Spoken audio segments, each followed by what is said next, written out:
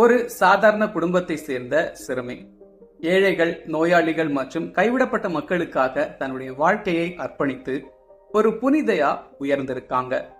Saint Joan Elizabeth பிஷர் 1773 France நாட்டுல பிறந்திருக்காங்க. சின்ன வயசுலேயே இறை பக்தியோடும் ஏழைகள் மீது இரக்கம் கொண்டும் வளர்ந்திருக்காங்க. அந்த காலத்துல பிரான்ஸ் நாட்டுல அதிகமான அரசியல் மற்றும் மத ரீதியிலான மோதல்கள் நடந்திருக்கு. கிறிஸ்தவ மக்கள் அதிகமாவே துன்புறுத்தப்பட்டிருக்காங்க. ஜோயன் எலிசபெத் பயப்படாம ஆபத்தில் இருந்த குருக்களுக்கும் ஏழை மக்களுக்கும் உதவிகள் செஞ்சிருக்காங்க. தன்னுடைய பாதுகாப்பை விட கடவுளின் பணியும் பிறர் நலனும் முக்கியம்னு நினைச்சிருக்காங்க. ஒரு கட்டத்துல புனித ஆண்ட்ரோ ஹியூபர்ட்டோடு சேர்ந்து ஒரு துறவற சமூகத்தை நிறுவியிருக்காங்க. நாளடைவுல டாட்டர்ஸ் ஆஃப் கிராஸ், அதாவது சிலுவையின் மகள்கள் அப்படிங்கிற பேர்ல இந்த துறவற சமூகம் வளர்ந்திருக்கு.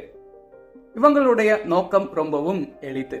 அதாவது ஏழை மக்களுக்கு உதவிகள் செய்வது, நோயாளிகளுக்கு சேவைகள் செய்வது, ஏழை குழந்தைகளுக்கு கல்வி புகட்டுவது மற்றும் கடவுளின் அன்பை செயல்கள் மூலமா வெளிப்படுத்துவது.